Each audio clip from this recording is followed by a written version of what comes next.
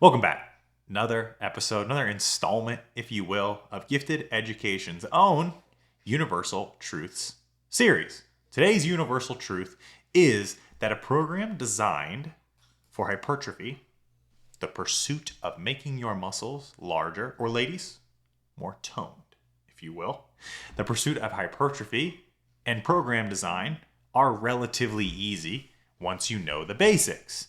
If your goal is to get as big and muscular as humanly possible, this video is not for you. I will make a video similar to this that is designed for you, but the individuals watching this video, if your goal is to build some muscle, to be healthier, to be stronger, ladies to be more toned, gentlemen to be, I don't know what the male equivalent of toned is, yacked, totally yacked. If that's your goal, then this is the video for you. Beginner and intermediate workout design, 7 steps, 7 things to understand here in order to build the most effective workout program you've ever done. So this is kind of going to be broken down into 2 parts. A little bit about understanding the basics and then getting, I guess, a little bit deeper into those basics. That's 1 step. That's 1A and 1B. Don't call me on that. 1A and 1B. And then the last part that we're going to do is going to be putting it all together. So the first thing that we want to do here is we want to understand what are the basic movement patterns. The things that we do in the gym, the exercises that we do, can be broken down into basic movement patterns. They are as follows: horizontal pressing, vertical pressing, the pulling equivalents of those, horizontal pulling and vertical pulling, a squatting movement, a hip hinging movement, elbow flexion and extension, so flexion, extension at the elbow, and then plantar flexion, which is essentially a calf movement. So flexing your foot down would be plantar flexion. If you want to know plantar flexion, dorsiflexion, down towards the plants is plantar flexion, up like a dorsal fin is dorsiflexion. That's how I always remembered it. And then last but not least is core. So we won't go into the different aspects of core training here, again, for a more advanced video. Those are your basic movement patterns that almost every exercise in the gym falls under or is a combination of. Now, let's get into some examples so you guys can kind of like conceptualize what this looks like, because just saying horizontal press doesn't make a lot of sense until you know the exercises that are associated with it. So horizontal pressing, it looks like this. What does that look like? Let's get bench press. So barbell bench press, dumbbell bench press, incline barbell, or dumbbell bench pressing, your various chest pressing machines, both narrow grip and wider grip variations, and push-ups. These are your basic horizontal pressing movements. Are there others? Absolutely. These are the basics that you're going to find in any Globo gym under the sun. Your vertical pressing movements looks like this. So it's pressing vertically. So it looks like a shoulder press. You'd be correct. Those are your primary vertical pressing movements. So a dumbbell shoulder press, a barbell shoulder press, plate loaded machine variations of pressing primarily with the deltoids in that vertical movement. You can do seated, standing, behind the neck variations of any of the above. You can get creative, but a vertical press is essentially what most individuals call a shoulder press. Moving over into our pulling movements, we've got horizontal pulling and vertical pulling. So a horizontal pull is the inverse of a horizontal press. It's going to start here and you're going to pull there. Looks like a row. You would be correct.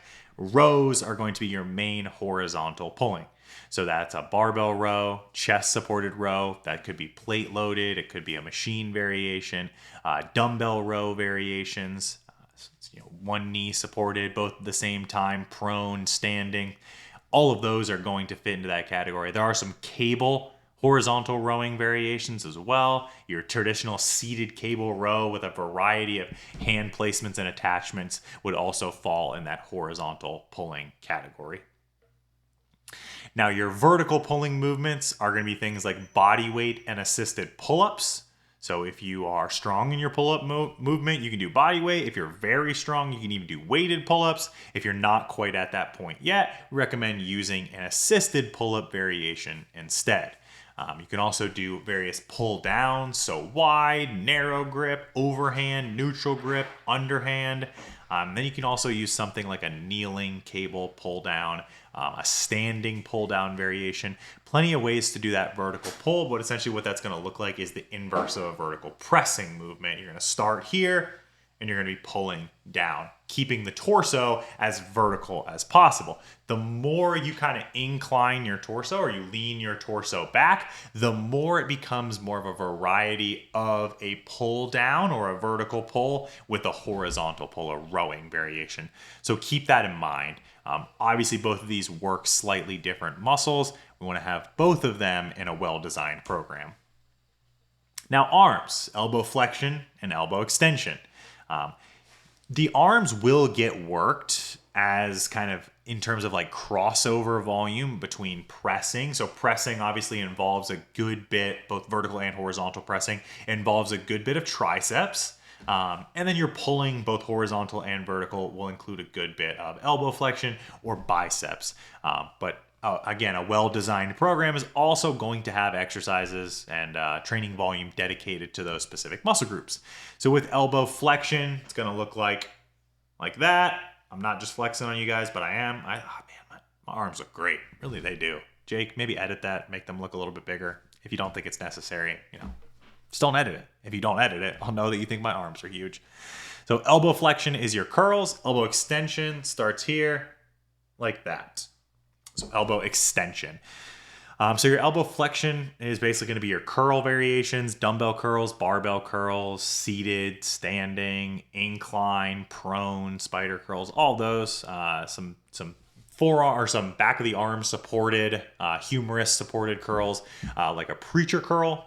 Also a good variation to throw in there. The cables let you be really creative with the attachments that you want to use. Single arm. Do you want to do it bilateral, unilateral? Do you want to face the cable? Do you want to face away? This is kind of where you can be creative, but you just want to check that box of does my program have exercises that are dedicated to elbow flexion? Elbow extension. Cable press downs, again, you can get really creative there. Unilateral, bilateral. You can use a straight bar, a cambered bar. You can use a rope. You can go, you can even do some like elbow extensions overhead. If you want to flip it, you're done pressing down. You want to press overhead, you can do that as well. Same thing. Unilateral, bilateral, rope, straight bar. You can really use any of the cable attachments that you want. You just want to make sure that you are including that. Things like skull crushers and dips. Also really good variations. So body weight dips, assisted dips, feet elevated dips. If you're looking for any terms of like exercise tutorials, you can scroll through our exercise tutorials playlist here on the Get to Performance YouTube and find all the exercises that your heart could ever desire. So that pretty much knocks out arms right there. You're just looking at elbow flexion, elbow extension. Could you throw in some forearm, some wrist flexion extension exercises to train the forearm muscles? Yes, there's a good chance that just by gripping a bar on the other movements that you're getting plenty of forearm stimulus. But if you want to look like Popeye, number one, eat your spinach, and you can also throw in some forearm exercises as well. All right, now we're into our basic movement patterns for our legs, breaking it down into squats, which work primarily the quads and the glutes if you are squatting deep enough. And then the hip hinges, which again are going to work the erectors of the back, the hamstrings, the glutes, some crossover into the adductors as well on both of these movements here.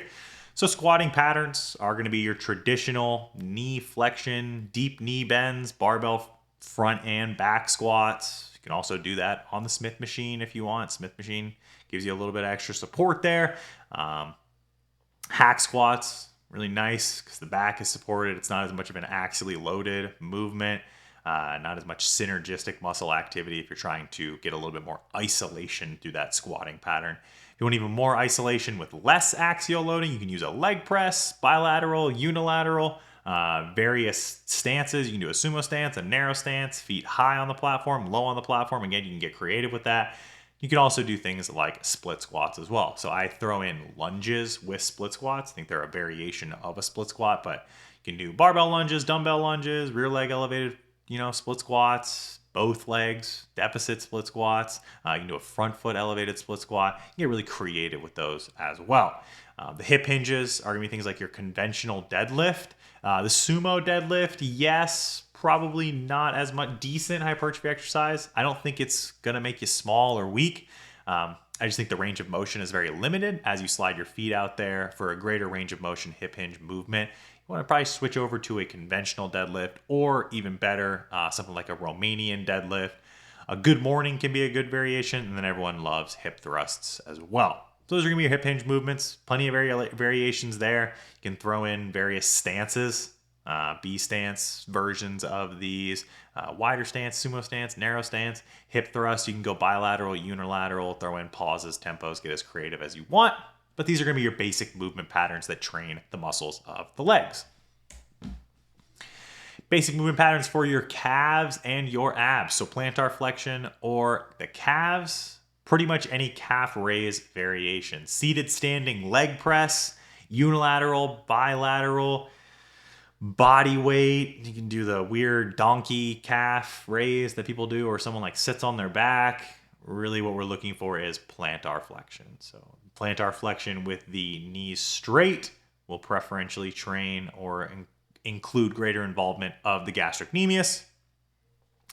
Bent knee variations, so like your seated calf raise, are going to utilize more soleus. I want to train one or the other. Probably train them both. Move around between calf raise exercises, between blocks. So on the core movements, sit-ups, planks, pal-off press, knee raises, dead bugs. Remember that the core doesn't just flex the spine, it also supports the spine in anti-rotation. So that's why you throw in the pal-off presses and resisting flexion extension forces. So things like dead bugs. And then training of the lower abs by using things like knee raises. Planks, never a bad idea to throw in there. Weighted variations are cool. Just make sure you're training your core to be strong and quote unquote functional. Do the thing that your core is supposed to do. Support your spine under load and under the natural perturbations of living a human life. And you should be good on your core. So that covers all of our basic movement patterns. The next thing that we have to do is then put it all together. So building your own program. And it's as simple as choosing one or two exercises from each category. So if we just simply scroll back to, let's just choose pressing. So if I were to choose 2 horizontal press movements, I could do like an incline bench press and push-ups. And that would be my pushing exercises for the week. Perform those 2 times a week. So each of them 2 times a week. Research very, very, very preferentially favors 2 times a week frequency over 1 time a week.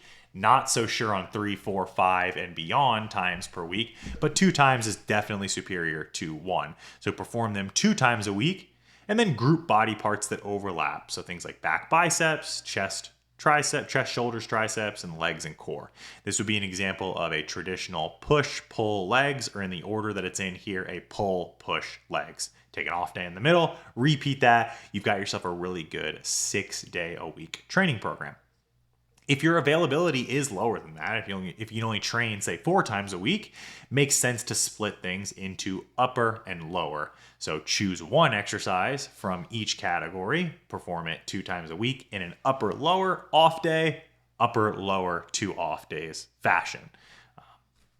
If you have less availability than that, probably makes sense to train full body every time.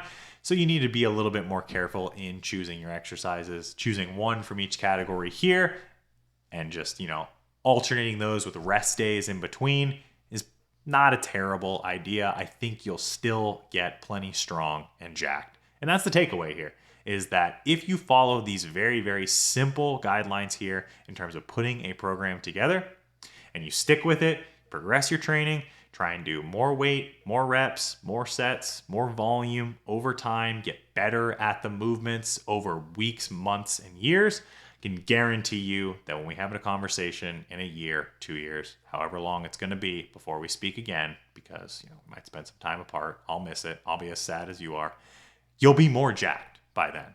And then you can thank me. You can say, hey, Ryan, 7 slides. That's all it took you to get me jacked. I'll say, it's my specialty. It's what I do. And you got jacked because you're so gifted. Guys, that wraps us up.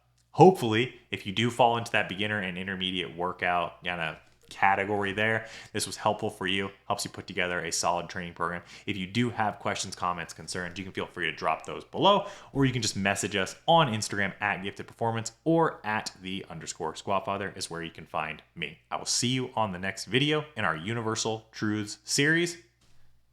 Till then, in between times, times, times, stay gifted.